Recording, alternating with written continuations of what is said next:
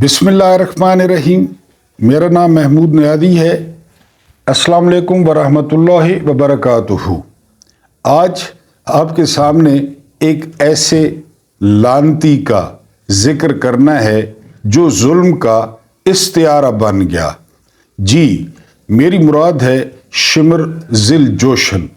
Shimmer ज़िल जोशन के बाप का नाम शर्जील था और ज़िल जोशन की दो तीन वजूहात वो तारीख़ में लिखी हैं। पहली वजह ये लिखी है कि इसने अरब में पहली दफ़ा ज़रा का इस्तेमाल किया था, यानी वो लोहे का लिबास, और ये ज़रा इसको ईरान के बादशाह ने दी थी। दूसरा रिवायत है ज़िल जोशन की कि इसका जो सीना था वो बहुत ज़्यादा उभरा हुआ था, इसलिए इसको जो है वो ज़िल जोशन कहते। इसके बारे में ये भी रवायत है कि ये ताबी था, शिमर ताबी था।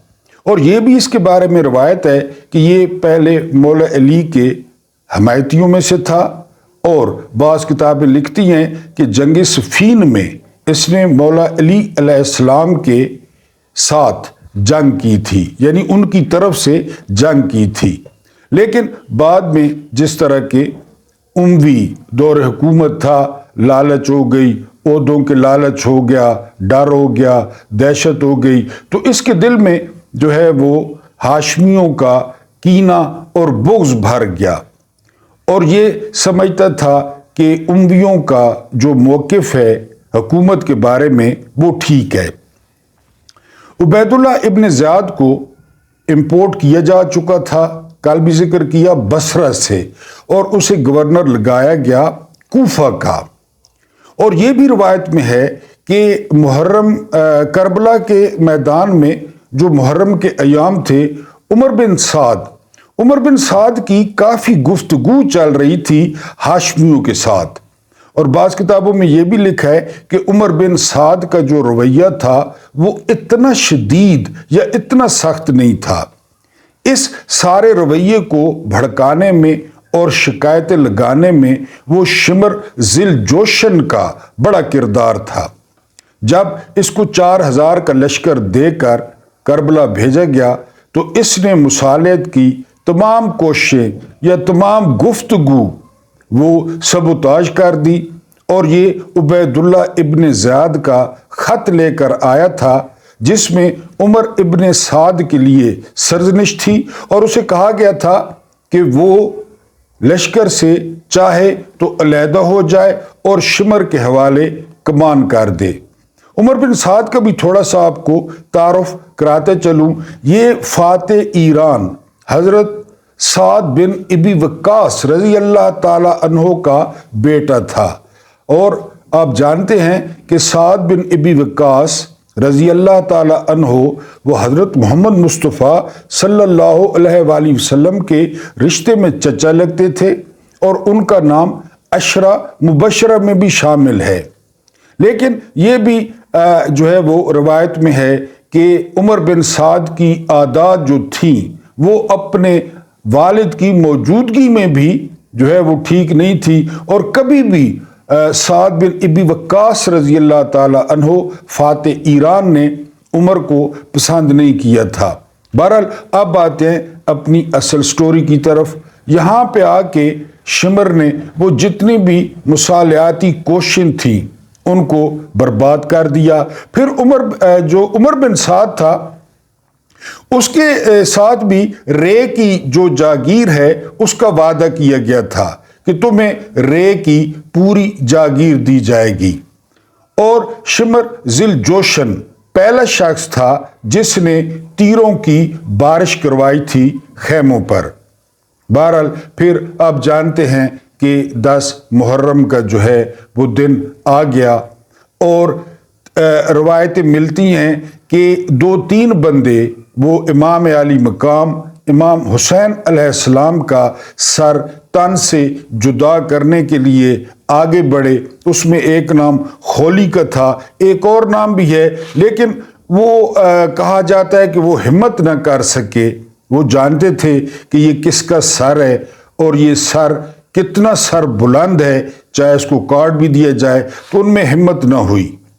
پھر لکھا ہے کہ یہ وہ لعنتی تھا جس نے اپنے خنجر کے ساتھ امام علی مقام امام حسین علیہ السلام کا سر تن سے جدا کیا تھا۔ یہ شمر ذل جوشن۔ شمر ذل جوشن کے بارے میں ایک اور بات اپنے محترم ویورز کو بتا دوں کہ یہ برس کا شکار تھا، یعنی وہ جو سفید داغ ہوتے ہیں اس کے سینے پہ بھی تھے اور اس کے ماتھے پہ بھی تھے۔ یہ برس کا شکار تھا۔ بہرحال پھر یہ بھی کہا جاتا ہے کہ اسی کی قیادت میں جو شہدائے کربلا تھے ان کے سر، کوئی کہا جاتا ہے کہ 10 سر تھے، کوئی روایت ہے کہ 15 سر تھے، آپ کو پتہ ہے تاریخ ہے۔ تو وہ جو ہے اس کی قیادت میں عبید اللہ ابن زیاد کے پاس جو ہے وہ جو سر اقدس تھے، وہ جو سر انور تھے، وہ پیش کیے گئے۔ یہ تھا شمر ذل جوشن، لیکن اس کو ہلکی سی جھلک دکھائی گئی تھی، ابھی یہ واقعہ نہیں ہوا تھا۔ یعنی وہ کتابوں میں لکھا ہے کہ اس کو ایسا پھوڑا ہوا ٹانگ پہ، اور اس پھوڑے کی بدبو کسی کو قریب نہیں آنے دیتی تھی۔ یہ بدبو جو ہے نا، یہ بڑی سگنیفیکنٹ ہے، یہ بڑی اہمیت کی حامل ہے۔ بڑے بڑے لوگوں کی جو ہے وہ یہ خون یا ان کا زخم وہ بدبودار ہوتا ہے۔ یہ بہرحال تنبیہ ہوتی ہے۔ شمر ذل جوشن اس کو نہ سمجھ سکا، کربلا ہو گیا۔ پھر جو ہے وہ امیر مختار ثقفی، جب انہوں نے قیام کیا تو انہوں نے ایک ایک بندہ، یعنی جو بھی کربلا کا کردار تھا، ایک ایک بندے کو مختار ثقفی نے وہ جو ہے یا اپنے ہاتھوں سے یا اپنے جو ہے وہ ساتھیوں سے قتل کرایا۔ یہ وہاں سے فرار ہو گیا۔ جب اس کو پتہ چلا مختار ثقفی کا، یہ اموی حکومت کی جائے پناہ کے لیے وہاں سے بھاگا، لیکن راستے میں جو ہے یہ پکڑا گیا ایک ویران جگہ پہ، اس کا سر قلم کر دیا گیا، اور پھر کہا جاتا ہے کہ اس کے سر اور اس کے ناپاک وجود کو وہ لایا گیا مختار ثقفی کے پاس، اور یہ بھی روایت میں ملتا ہے کہ اس کے جسم کو ابلتے ہوئے تیل کے کڑاہے میں ڈال دیا گیا۔ اور یہ بھی کہا جاتا ہے کہ مختار ثقفی کے ایک کمانڈر نے اس کے سر کو اپنے پیروں سے کچلا تھا، اور پھر جب اس کا بالکل جسم کباب بن گیا یعنی تیل میں، تو اس کے جسم کو آوارہ کتوں کے سامنے جو ہے وہ ڈال دیا گیا تھا۔ اور یہ بھی کہا جاتا ہے کہ اس کے سر کو مختار جو ہے وہ ثقفی نے وہ امام حنفیہ علیہ السلام کی خدمت میں بھجوا دیا تھا۔ یہ میں آپ یعنی یہ کوئی آپ کہیں کہ کس سے یہ کہانیاں یا یہ جو کردار ہیں، میں نے پہلے بھی کئی آپ کے سامنے، آپ پچھلے ویلاگز دیکھ لیں، آپ کے سامنے شداد کو رکھا، آپ کے سامنے نمرود کو رکھا، آپ کے سامنے اور جو ہے نا یزید کو رکھا، آج آپ کے سامنے شمر ذل جوشن کو رکھا، اور انشاءاللہ تعالی یہ سلسلہ جاری رہے گا۔ آپ کو بار بار کہتا ہوں کہ آپ ڈاٹ کنیکٹنگ کر لیا کریں، اور اگر کہیں پہ آپ دیکھیں کہ کسی ظالم شخص کا وہ انجام وہ بخیر ہوا، ہاں یہ علیحدہ بات ہے کہ وہ سچے دل سے جو ہے وہ معافی مانگ لے، توبہ کر لے، تو وہ تو آخری دم تک دروازہ کھلا ہے، اس میں کوئی شک نہیں ہے۔ لیکن اگر وہ اپنے ظلم پہ قائم رہتا ہے تو اس کا انجام بخیر نہیں ہوا قطعی طور پہ۔ آپ کوئی سی بھی کہانی دیکھ لیں، آپ کوئی سا بھی کردار دیکھ لیں، اس سے پہلے والے ویلاگ میں آپ کو بتا چکا ہوں کہ شیخ سعدی فرما گئے کہ میں نے نہیں دیکھا کہ کوئی شخص سخی ہو اور وہ کبھی غریب ہو جائے۔ یہ تو مولا علی علیہ السلام کے قول کی جو ہے وہ توثیق ہے۔ انہوں نے کہا تھا کہ جب تم پہ مشکل وقت آئے مالی طور پہ تو تم اپنا ہاتھ کھول دیا کرو، یعنی اللہ کے ساتھ تجارت کر لیا کرو۔ کہ آپ اللہ پاک کو دیں، اللہ پاک ریٹرن کرے گا۔ یہ تو ان کا قول بھی ہے جو شیخ سعدی نے جو ہے وہ اس کو اور طرح بیان کیا کہ میں نے ایسا بندہ نہیں دیکھا جو سخی ہو اور غریب ہو جائے، اور میں نے ایسا بندہ نہیں دیکھا جو ظالم ہو اور وہ پکڑ میں نہ آئے۔ اب ہم اگر کمپیریزن کریں، اگر ہم ڈاٹ کنیکٹنگ کریں 2024 کے جو شمرز ہم پر مسلط ہیں، جو وہ لوگوں پر ظلم کر رہے ہیں، میری عمر کے لوگ، وہ لازمی کومنٹس میں بتائیں کہ آپ نے پی ڈی ایم ہو گیا، نگران دور ہو گیا، یا ابھی یہ جو فارم 47 کی حکومت بنی ہے، اس سے آپ نے جو کالا دور ہو، یعنی ایسی حکومت ہو کہ جس میں میڈیا پر اتنی پابندیاں ہوں، میڈیا پرسنز پر اتنی پابندیاں ہوں، جلسے جلوسوں پر اتنی پابندیاں ہوں، اتنے زیادہ لوگ قید میں ہوں، اتنی زیادہ خواتین قید میں ہوں، اتنے زیادہ لوگوں کے گھر توڑے گئے ہوں، اتنے زیادہ لوگوں کے کاروبار تباہ کیے گئے ہوں، اتنے زیادہ لوگوں کے بچوں کو ہراساں کیا گیا ہو، اتنی زیادہ خواتین کے دوپٹوں پر ہاتھ ڈالے گئے ہوں، ان کے گریبانوں پر ہاتھ ڈالے گئے ہوں۔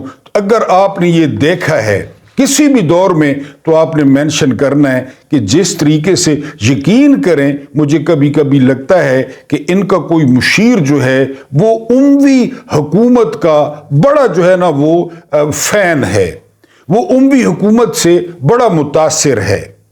یعنی ساری پالیسیاں آپ اگر امویوں کو دیکھیں، اگر آپ نے کلاسک جو ہے نا اموی دور حکومت پڑھنا ہے تو آپ سید ابو الاعلی مودودی رحمۃ اللہ علیہ کی کتاب ہے خلافت و ملوکیت، اگر آپ اس کا جو ہے نا وہ مطالعہ کریں، یہ انشاءاللہ میں اس میں سے آپ کو حوالے دوں گا، آپ دیکھیں گے کہ آپ نے تو خالی سنا ہے نا، آپ نے تو یزید کا سنا ہے کہ جی ٹھیک ہے یزید نے یہ سارا کچھ کیا۔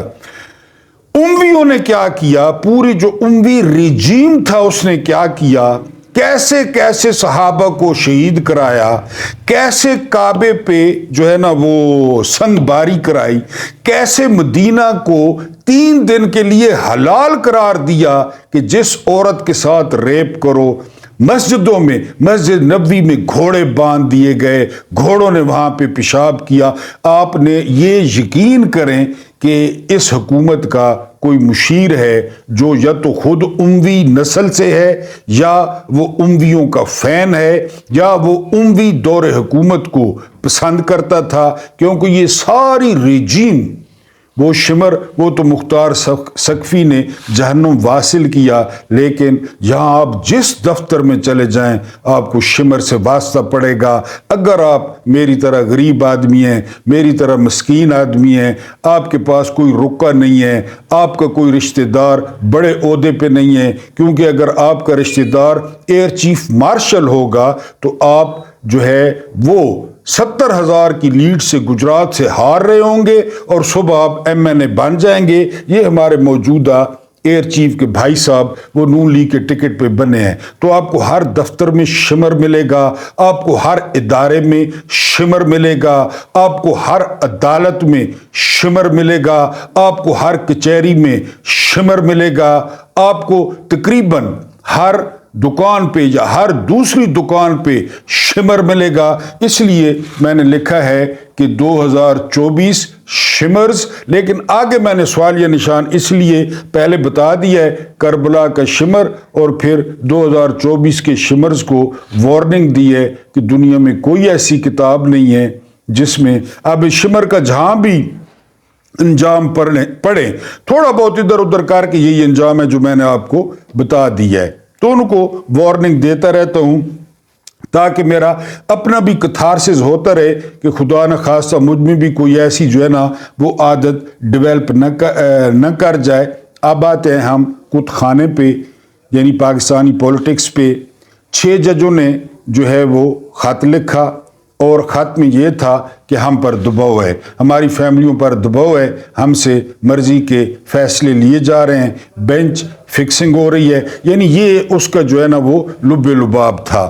پھر کیا ہوا؟ پھر یہ ہوا کہ جو سب سے زیادہ بینیفیشری تھا شہباز شریف، اس کے ساتھ قاضی فائز عیسیٰ کی خواہش پر ملاقات ہوئی۔ اس میں جسٹس منصور علی شاہ، جنہوں نے قاضی فائز عیسیٰ کے بعد چیف جسٹس بننا ہے، انہوں نے بھی اس ثواب دارین میں حصہ لیا، اور وہ بھی اس فارم 47، اس 2 نمبر اور اس جو ہے نا نقلی وزیر اعظم کے ساتھ وہ ملے، بڑا ان کو سلام کیا، اور انہوں نے کیا ڈیسائیڈ کیا کہ جی کمیشن بنائیں۔ پہلے آپ کو بتا چکا ہوں، پاکستان میں جس چیز کو دبانا ہوتا ہے، پاکستان میں جس چیز کو فائلوں میں الماریوں میں رکھنا ہوتا ہے، اس پہ کمیشن بنا دیا جاتا ہے۔ بہرحال یہ سیٹل ہو گیا۔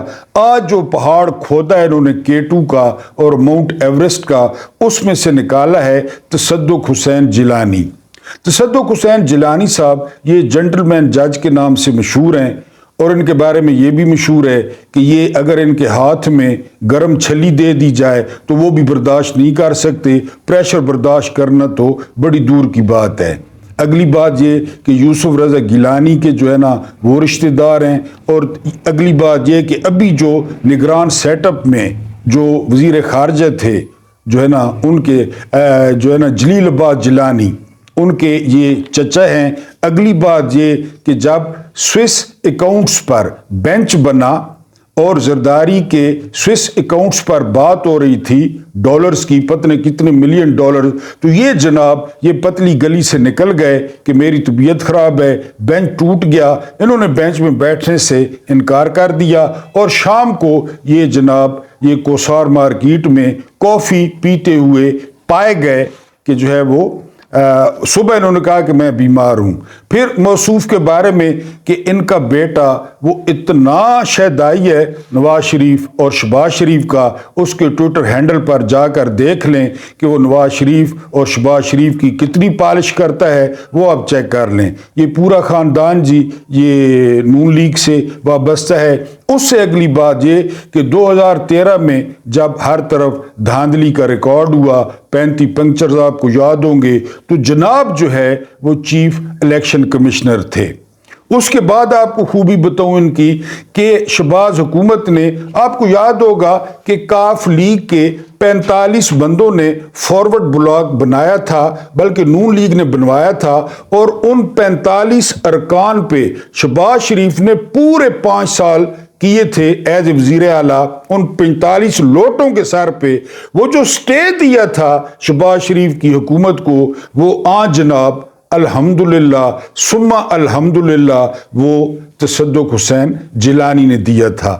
اب یہ جو ہے وہ انچارج بنے، یہ یک رکنی کمیشن ہے، اس کے رکن بھی یہی ہیں، اس کے سربراہ بھی یہی ہیں، اور اب یہ وہ جو 6 حاضر سروس ججز ہیں وہ رو رہے ہیں کہ ہمیں بچایا جائے۔ انہوں نے بڑے ججوں کو خط لکھا، سپریم کورٹ کو خط لکھا، سپریم جوڈیشل کونسل کو خط لکھا، سردار ابراہیم کو خط لکھا کہ ہمیں بچایا جائے، یا ہمیں بتایا جائے کہ ہم نے کرنا کیا ہے۔ ہم نے اپنے حلف پہ جانا ہے، ہم نے آئین پہ جانا ہے، یا ہمیں جو یہ احکامات آ رہے ہیں ہم نے ان کو فالو کرنا ہے اور ان کو پڑھ کے سزائیں دینی ہیں۔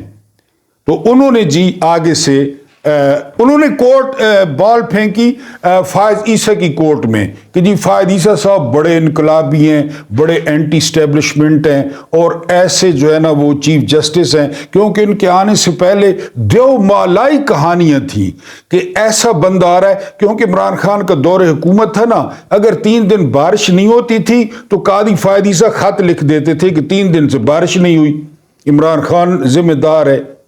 اگر یعنی کسی کو شدید قبض ہو جاتی تھی پاکستان میں تو فائز عیسیٰ خط لکھ دیتے تھے کہ چونکہ عمران خان وزیر اعظم ہے، فلاں بندے کو 3 دن سے قبض ہے اور وہ واش روم نہیں جا پا رہا، یعنی کوئی بھی مسئلہ ہوتا فائز عیسیٰ منٹ مارتے خط لکھنے میں۔ وہاں سے ان کا امیج بن گیا کہ جی یہ تو جو ہے نا وہ جوزف سٹالن ہے، یا یہ ایڈولف ہٹلر ہے، اور یہ آ کے جو ہے نا وہ بخیو دھیڑ دے گا، یہ آ کے جو ہے نا اداروں کو اڑا دے گا، یہ ایسی خود مختاری قائم کرے گا کہ لوگ دیکھے گا۔ وہ قاضی فائز عیسیٰ صاحب ایسے آئے جو ان کے علمبردار تھے جو ان کی تعریفوں کے پل باندھتے تھے، اسد طور اور مطیع اللہ جان، وہ اب اس کی عدالتوں میں دھکے کھاتے پھر رہے ہیں اور پورے پاکستان سے شرمندہ ہو کر پھر رہے ہیں کہ یہ قاضی فائز عیسیٰ تھا، یعنی جس نے وہ پی ٹی آئی کے ساتھ بلے کے نشان پہ کیا، لیول پلینگ فیلڈ پہ کیا، اور جو ہے نا پارٹی توڑ دی، اور مخصوص نشستوں پہ کے ساتھ جو کچھ کیا، اس کے علاوہ آروز کے معاملے پہ جو کیا، اور جو سکندر سلطان راجہ کے ساتھ ڈٹ کر کھڑا رہا کہ جو مرضی ہے کرنا ہے کرو، اور کمشنر پنڈی نے وہ کھڑے ہو کر کہا کہ میں ذمہ دار ہوں، قاضی فائز عیسیٰ ذمہ دار ہے، اور سکندر سلطان راجہ ذمہ دار ہے، ہمیں جو ہے وہ چوک میں پھانسی دی جائے۔ تو پھر لوگوں کو سمجھ آئی کہ فائز عیسیٰ صاحب، تو اس فائز عیسیٰ کی جو ہے نا وہ کورٹ میں جو ہے وہ بول گئی، انہوں نے شہباز شریف کو کہا کہ آپ جو بینیفیشری ہے، جو اس سارے سسٹم کا بینیفیشری ہے، ورنہ اس کو کس نے وزیر اعظم بنانا تھا، کہ یہ وزیر اعظم بن گیا نقلی فارم 47 پہ۔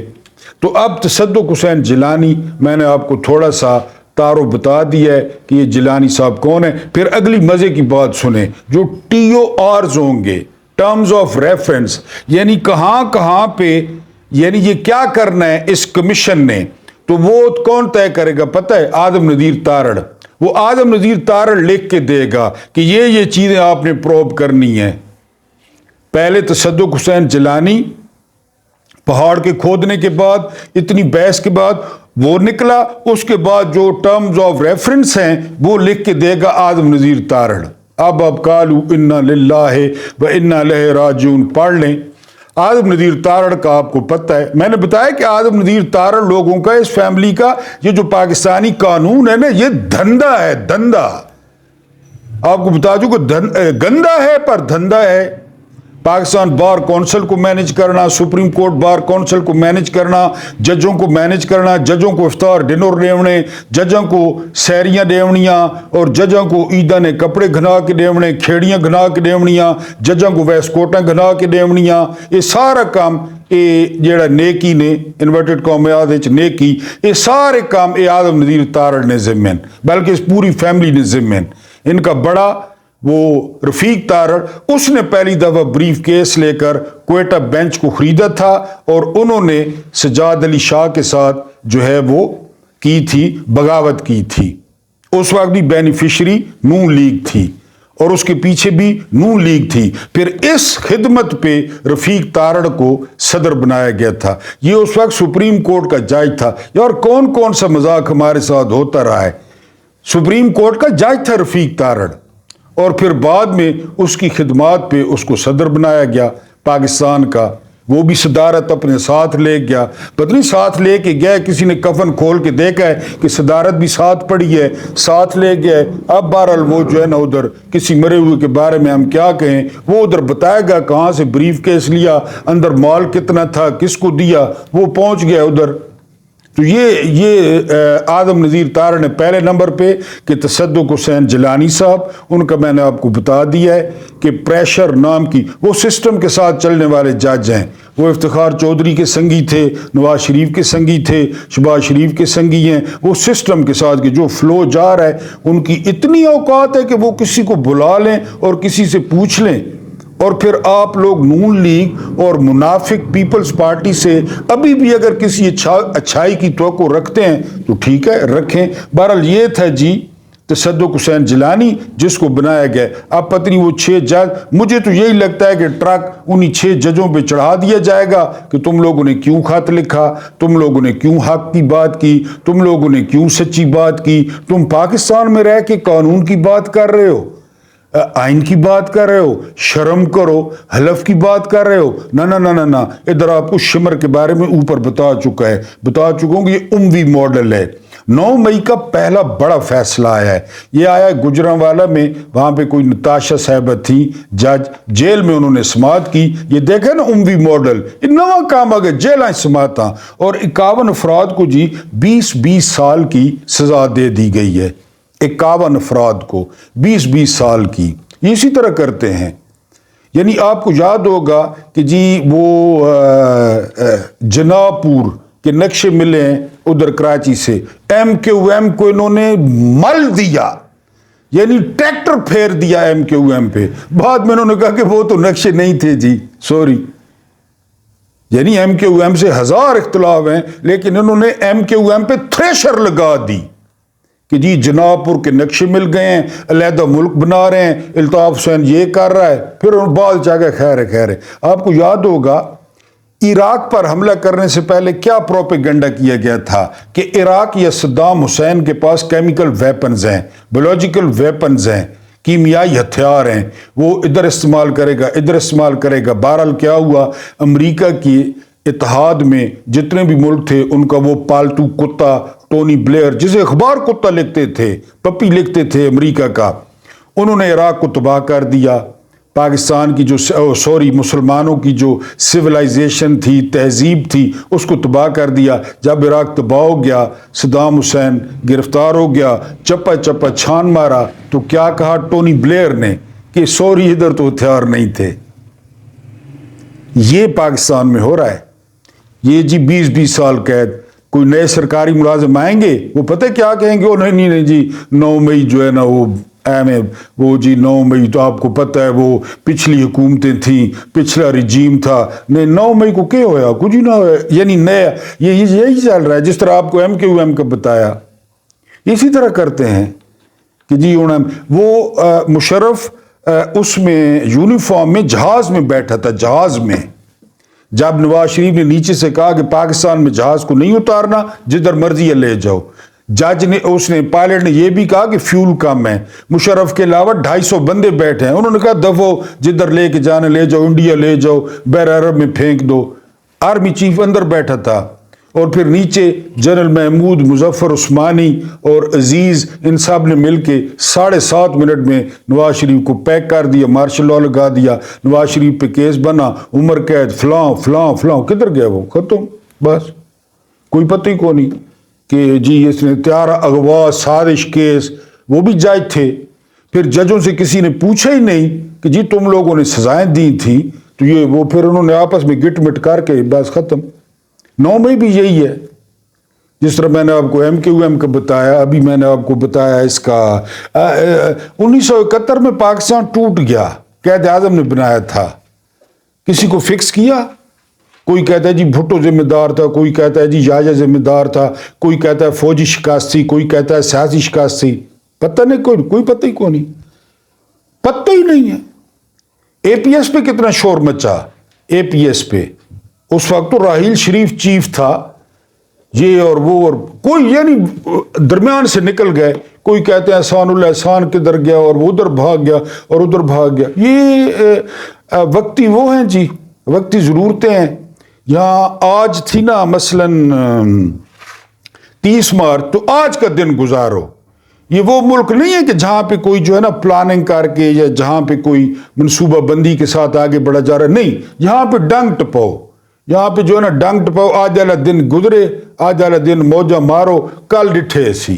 تو بہرحال یہ سزا جو ہے وہ دے دی گئی ہے، اور میرا خیال ہے اب راہ بھی ہموار کر دی گئی ہے، کیونکہ وہ لذیذہ فاروقی وغیرہ نے بڑے ٹویٹس کیے ہیں، بڑے انہوں نے گھنگرو توڑے ہیں ناچ کے کہ 9 مئی کا فیصلہ آ گیا ہے، اور اب سب کو 20 سال 25 سال وہ قید دے دی جائے گی۔ اور یہ جو ابھی جج دے رہے ہیں نا، ایفیشنسیاں مار رہے ہیں، پھر بعد میں کوئی آئے گا وہ کہے گا جی یہ زیادہ مذاق کی تو سیریس گدا ہے چاہ۔ ابھی آپ کو نواز شریف کا بتایا، ابھی آپ کو مشرف کے طیارے کا بتایا۔ وہ یاد ہے کسی کو سپریم کورٹ حملہ، جب سجاد علی شاہ میز کے نیچے گھس گئے تھے اور گجرات سے بسیں بھر کے لائے تھے، یہ نان قیمہ پہلے کھلایا اسلام آباد میں، پھر چھوڑ دیا، پٹے نکال کے سپریم کورٹ میں چھوڑ دیا، جج میزوں کے نیچے، اس کا کیا بنا؟ وہ بھی ادارہ تھا کہ صرف یہ ملٹری ادارہ ہے، باقی کوئی ادارہ کو نہیں پاکستان ہے۔ یہ اسی طرح ہوتا ہے جی، یہ چلتا رہے گا، ٹھیک موجہ کرو۔ بہرحال پیٹرول مہنگا ہونے جا رہا ہے، عیدی حکومت جو ہے نا آپ کو دینے جا رہی ہے، بجلی مہنگی ہونے جا رہی ہے، کیونکہ وہ انہوں نے قرضہ لینا ہے، تو پھر قرضہ آپ کو پتہ ہے۔ آخری خبر یہ ہے کہ ان کو انڈیا سے بڑا پیار ہے، یہ جو نون لیگ والے ہیں نا بڑا ان کے رشتہ دار ہیں، ان کے سانڈو ہیں، ان کے سالے ہیں، پتہ نہیں کیا ہے۔ سجن جندال کو پہلے بغیر ویزے کے جو ہے وہ مری میں بلایا گیا، مودی کی ماں کے ساتھ ساڑیاں تبدیل ہوئیں، چادریں تبدیل ہوئیں۔ اب کیا ہوا؟ اب افطار ڈنر ہوا اور اسحاق ڈار نے، حالانکہ اس دن اسحاق ڈار کی کتے والی کی جے شنکر نے، جب اسحاق ڈار نے کہا کہ ہم انڈیا کے ساتھ تجارت کھول رہے ہیں، جے شنکر نے آگے کہا کہ ہم تو منہ لگانے کو تیار نہیں ہیں اس منشی کو۔ تجارت کون سی تجارت؟ ہمیں کیا پڑی ہے ان کے ساتھ تجارت، ان جو ہے بکھ ننگوں کے ساتھ، ان تلنگوں کے ساتھ ہمیں کیا پڑی ہے تجارت کھولنے کی؟ وہاں پہ اسحاق ڈار کی تسلی ہوئی۔ اب ہمارے اور آپ کے پیسوں پہ افطار ڈنر دیا گیا، جو میں آپ کو بتا رہا ہوں کہ انہوں نے افطار ڈنر کرنے ہیں، انہوں نے ثواب کمانے ہیں، پیسے آپ نے اور میں نے اتارنے ہیں۔ پیسے جو ہے نا IMF وہاں سے لیں گے اور یہی کریں گے۔ شروع سے یہی کرتے ہیں، یہ شروع سے یہی کرتے ہیں، بالکل کوئی اب کر رہے ہیں، شروع سے یہی کرتے ہیں۔ وہ تو 3.5 سال ایک بندہ آیا کہ جی وہ آدھی بوتل پانی کی بچا کے رکھ لیتا تھا کہ بعد میں پیوں گا، یا 4 بندے بیٹھے ہوتے تھے تو 4 بسکٹ آتے تھے، اول تو آتے نہیں تھے۔ وہ تو اس نے ہمیں بتایا کہ جی اخراجات کم کیے جا سکتے ہیں، لوگوں کے لیے بھی کام کیا جا سکتا ہے، لوگوں کو صحت کارڈ بھی دیا جا سکتا ہے، لوگوں کو جو ہے نا وہ پناہ گاہیں بھی دی جا سکتی ہیں، لوگوں کو لنگر خانے بھی دیے جا سکتے ہیں، لوگوں کو احساس پروگرام بھی دیا جا سکتا ہے انہی پیسوں میں۔ اس نے ہمیں بتایا، ورنہ یہ تو پاکستان بنا ہے تو یہی ہو رہا ہے للے تللے۔ یعنی 24 پروگرام یہ کھا چکے ہیں IMF کے، 24 پروگرام، پہلے 23 کے در گئے۔ کوئی بتا سکتا ہے؟ وہ کسی کی بہن کے اکاؤنٹ میں، کسی کی بیٹی کی، کسی کی ماں کی، کسی کے بیٹوں کے ٹرانسفر ہو گئے۔ کسی کی بیٹی امریکہ میں ڈانس کر رہی ہیں، کسی کی جو ہے نا کدھر بیگ میں پھر رہی ہیں، منقولہ غیر منقولہ بیگ میں، اور بیگموں کو کیا کچھ دیا جا رہا ہے حق مہر میں۔ یہ سارا IMF کے 23 پروگرام کدھر گئے؟ یہ پتہ نہیں 24ویں یا 25ویں، یہ ابھی والا، پہلے والے کدھر گئے؟ وہ یہیں گئے نا افطار ڈنروں پہ، بیویوں پہ، اور ایون فیلڈ میں، اور دبئی میں، اور بلاول ہاؤس میں۔ سارے جو ملک کے گبر سنگھ تھے اس وقت کٹھے ہو گئے ہیں۔ زرداری کا پورا خاندان اسمبلیوں میں، شریفوں کا پورا خاندان اسمبلیوں میں پہنچ گئے ہیں جی، سارے مل کے۔ کالیا، گبر سنگھ، سامبا، جے کانت شکرے، یعنی یہ سارے کے سارے مل کے نا، ورنہ فلم میں ایک ولن ہوتا ہے، یا امجد خان یا جے کانت شکرے، یہ سارے اکٹھے پہنچ گئے ہیں۔ یعنی یہ سارے جو ہے وہ اکٹھے پہنچ گئے ہیں، امریش پوری ہکے ہو سے کھوڑ پیوڑ تک۔ بہرحال انہوں نے افطار ڈنر پہ بھارتی ناظم الامور کو دعوت دی ہے، بڑے پیارے ان کو لگتے ہیں۔ ویسے بھی بھارتی ناظم الامور نے اسحاق ڈار کے منہ پہ تھوکتے ہوئے آنے سے انکار کر دیا، اور وہ افطار ڈنر پہ نہیں آیا۔ حالانکہ بھارتی ناظم الامور اگر افطاری کرتا تو بڑا ثواب ملتا، ملک میں بڑی برکت آتی، اسحاق ڈار کے چہرے پہ بڑا نور آتا، پہلے بھی بڑا نور ہے، نواز شریف کے چہرے پہ بڑا نور آتا، ان کے چہروں پہ بڑا نور آتا انڈیا کی وجہ سے۔ لیکن اس نے جس طرح جے کانت شکرے نے اس کے ساتھ کتے والی کی، اسی طرح ایک 18ویں گریڈ کے افسر نے بھی اس وزیر خارجہ کے ساتھ کتے والی کی۔ بہرحال یہ چل رہا ہے، یہ چلتا رہے گا۔ Subscribe, like, share and comments. اللہ پاک تو آکو آسانیاں عطا فرماوے، آسانیاں ونڈونی توفیق عطا فرماوے۔ تو میں کو جڑا تو برداشت کرنے ہو، جڑا سننے تو تھوڑے جائے ہو، لیکن جتنے لوگ سننے 800 900 انہوں نے بہت بہت شکریہ۔